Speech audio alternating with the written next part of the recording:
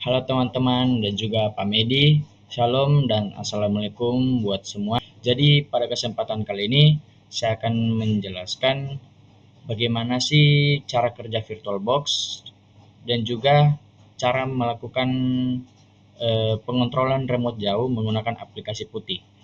Jadi saya akan jelaskan dulu dari pertama apa itu VirtualBox. Jadi VirtualBox itu adalah sebuah sistem operasi aplikasi yang digunakan untuk menjalankan sistem operasi lain yang berada dalam satu komputer.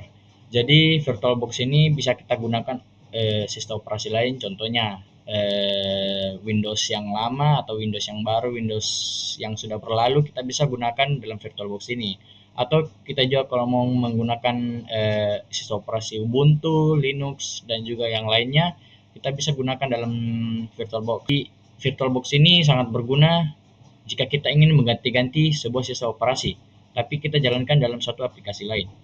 Jadi sesudah itu saya akan menjelaskan apa itu putih. Putih itu adalah sebuah remote yang digunakan untuk mengatur sistem operasi tanpa kita harus berada di sistem operasi tersebut. Jadi kita semacam bisa membuka ataupun membunuh sebuah sistem operasi tanpa kita harus berada dalam sistem operasi atau di depan komputer tersebut. Jadi kita ini semacam ngehack ke sebuah sistem operasi lain yang dijalankan. Kita bisa menggunakan remote control, yaitu kita bisa bunuh ataupun kita bisa nyalakan. Jadi itulah kegunaan dari putih. Tapi di putih ini kita bisa gunakannya itu tapi melalui sebuah IP address. Jadi kayak semacam kode yang digunakan untuk dapat menyalakan maupun membunuh sebuah sistem operasi. Jadi kemudian saya akan menjelaskan apa itu tujuan dari pembelajaran ini. Jadi sebenarnya tujuan pembelajaran ini yaitu agar kita bisa tahu juga bagaimana sih membunuh suatu sistem operasi dari luar aplikasi lain.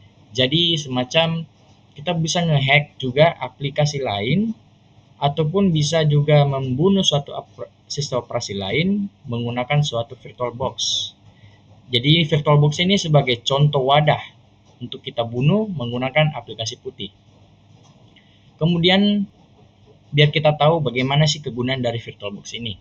Jadi VirtualBox ini sebagai pemula kita bisa tahu bagaimana sih cara mendownload suatu sistem operasi, mau yang satu ataupun dua sistem operasi dalam satu komputer kita bisa gunakan melalui VirtualBox ini ataupun bisa kita gunakan dengan aplikasi lain.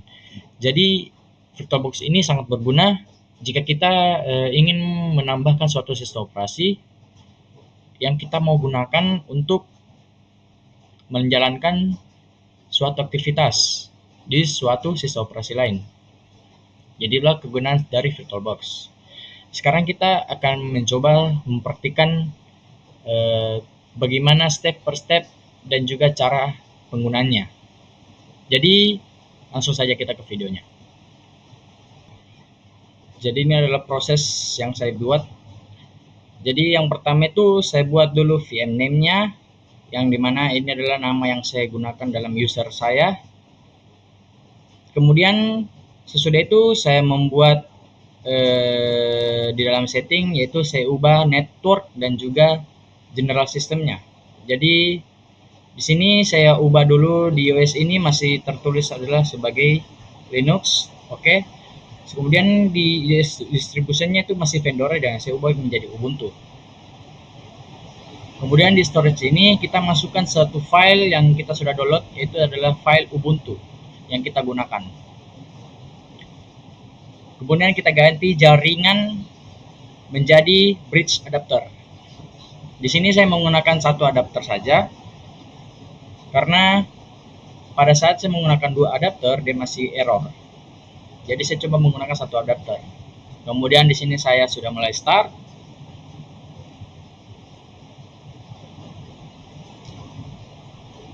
Ini tampilan yang dimana awal kita dalam membuat suatu sistem operasi lain di dalam satu komputer ini prosesnya seperti ini. Dan memang prosesnya itu agak lama. Nah, di sini sudah muncul Nah, ini adalah tampilan awal di mana kita akan mendownload suatu Ubuntu di dalam suatu server VirtualBox. Jadi ini prosesnya masih berjalan. Dia tunggu sampai dia meminta suatu syarat atau suatu login. Di sini prosesnya lumayan lama karena saya sudah menjalankan suatu jaringan saya. Jadi ya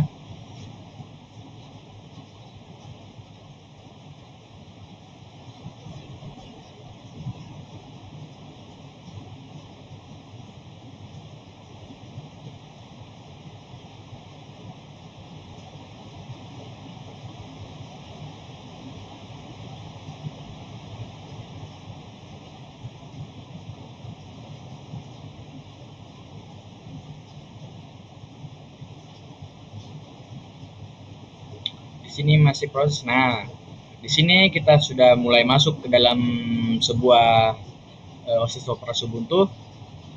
Jadi sini dia lagi membaca suatu jaringan, file-file, data-data, semua masuk ke dalam satu sistem operasi.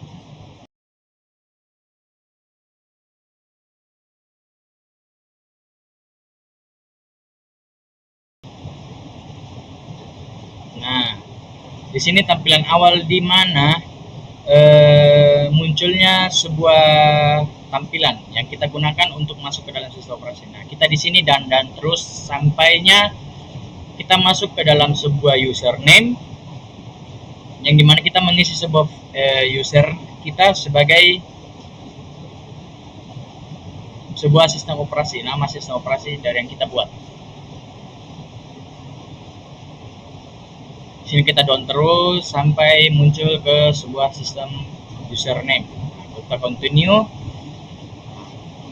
Nah, kita sudah masuk ke dalam bagian your name, pembuatan nama atau bisa dibilang server name. Kita masukkan saja nama kita. Di sini saya gunakan nama saya sebagai Felix sebagai wadah saja supaya karena server yang saya gunakan yang lain itu sudah mulai kurang masuk.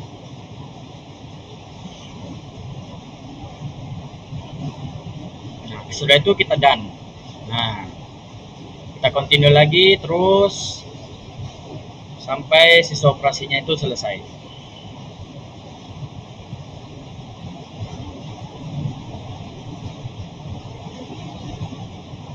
Sini lagi proses loading terus. Disinilah bagian yang dimana prosesnya lumayan lama dan juga banyak teman-teman yang bisa dikatakan ini proses yang paling lama dan juga bisa dibilang berjam-jam. Proses dimana dia menginstal file-file atau data-data untuk kita masukkan ke dalam satu Ubuntu.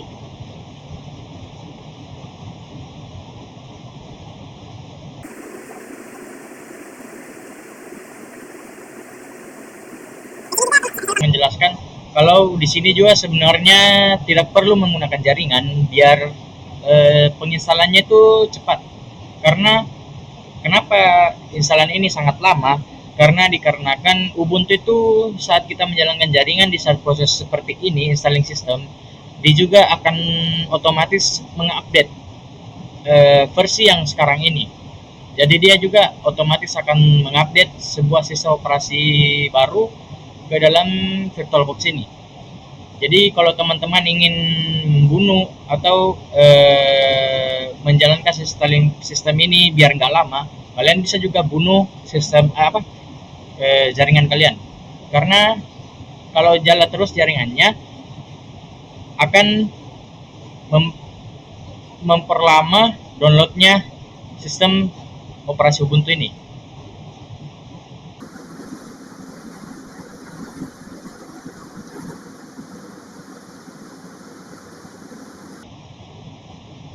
Di sini kita tunggu sampai dia ada tertulis reboot, yang dimana kita nge-reboot sistem operasi ini yang kita ingin jalankan.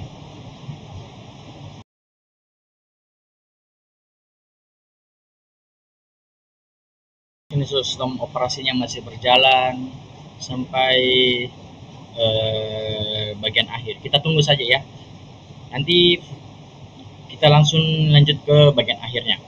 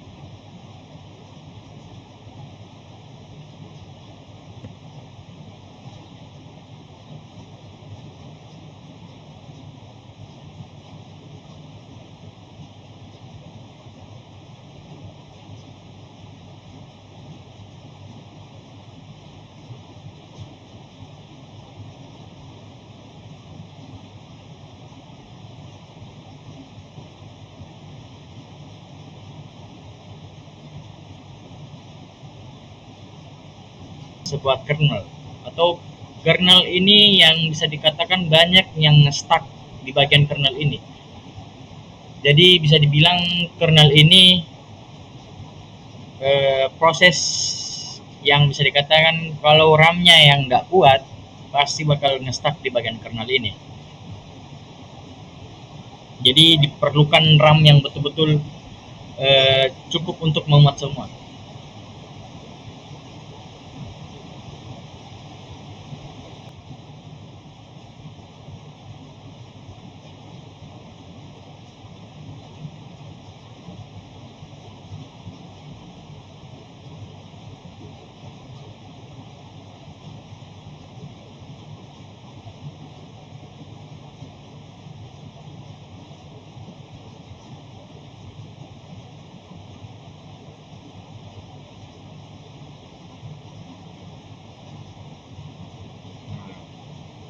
Ini sudah final sistemnya.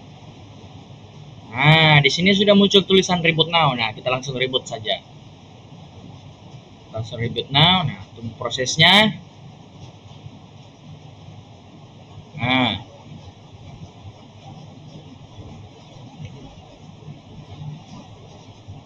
di sini tuh ada tertulis filetnya. Filet. Kalau sudah dua filetnya, kita langsung enter saja.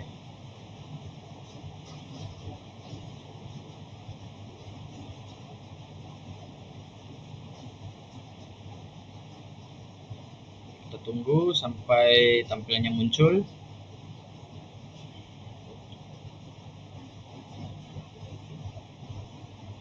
Kalau tampilannya muncul, dia akan tertulis Ubuntu, nama file kita yang di dalam situ. Kemudian dia akan menyuruh kita akan login dan juga memasukkan password yang sudah kita buat.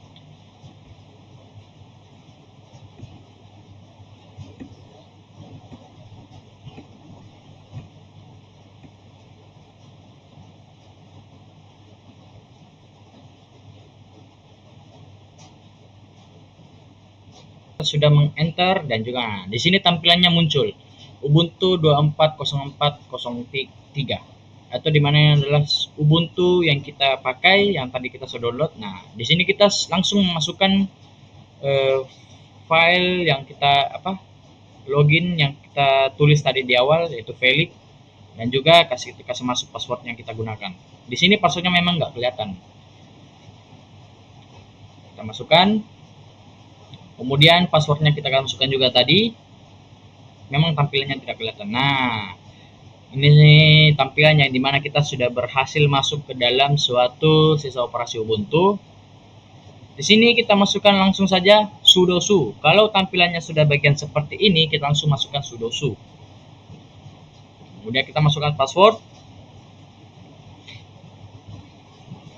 Kalau muncul sudah root Ubuntu, langsung kita masukkan apt per get update. Kita enter. Nah, di sini proses adalah bentuk di mana file itu berhasil. Kalau di sini ada bagian error, berarti file kita itu gagal. Atau bisa dibilang harus mencari jaringan lain untuk bisa mendownload atau memberhasilkan suatu apt get update ini. Di sini kadang banyak kendala yang memang perlu banyak bersabar untuk bisa berhasil bagian ini. Sini dia lagi mendownload sampai 100, sampai selesai semuanya.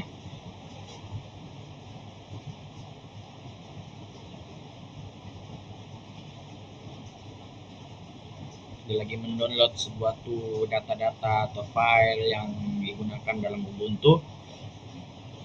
Sudah 70%. Kita tunggu sampai dia selesai.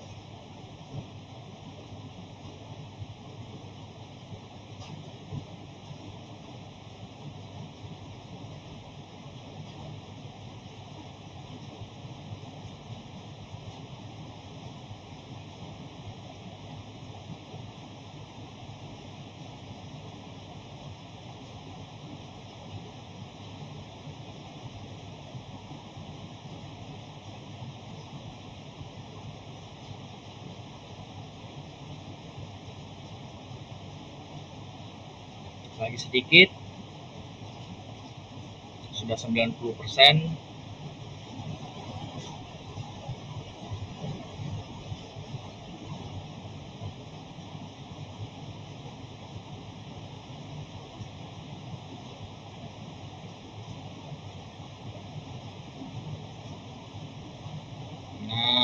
Nah, inilah tampilan jika apt get update itu selesai. Kemudian kita tunggu sebentar.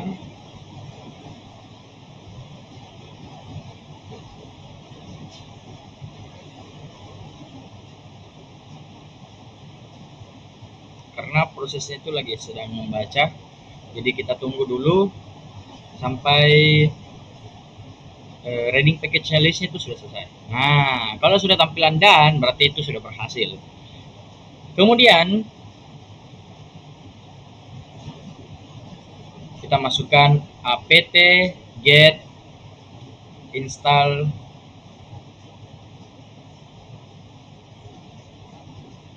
ssh, yang dimana ini adalah digunakan untuk menghubungkan dengan putih. Di sini adalah masih invalid ya. Ada di mana errornya.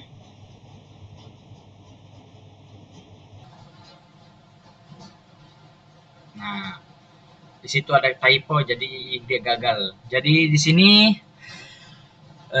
sudah down, itu dimana dia sudah membaca dan juga masuk ke dalam SSH-nya. Kita sudah, jika ada tertulis do you want to continue, kita langsung yes saja.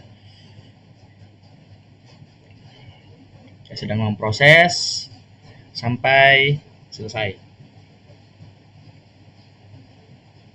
Kalau kita sudah melewati bagian yang sebelum-sebelumnya, artinya kita sudah bisa menjalankan sistem operasi Ubuntu itu.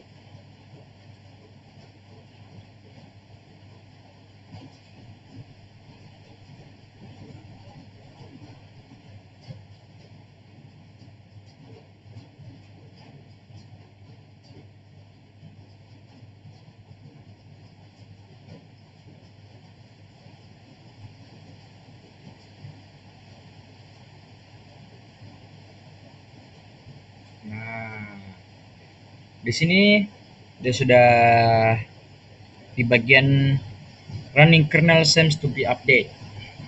Kita masukkan langsung apt get install network net.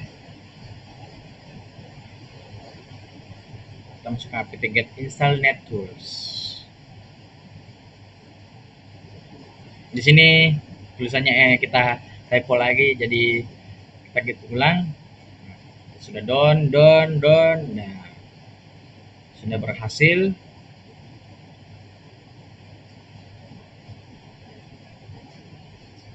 Nah, di sini tampilannya dia sudah bagian yang dimana kita akan menghubungkan sebuah putih kita. Kita masukkan if config. Nah, di bagian config ini termuncul alamat IP atau alamat IP yang kita gunakan. Nah, langsung kita masuk ke dalam aplikasi putih.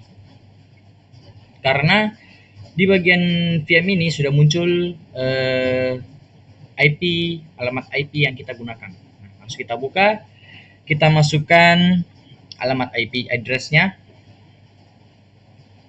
Itu adalah 10.238 117 dan 186.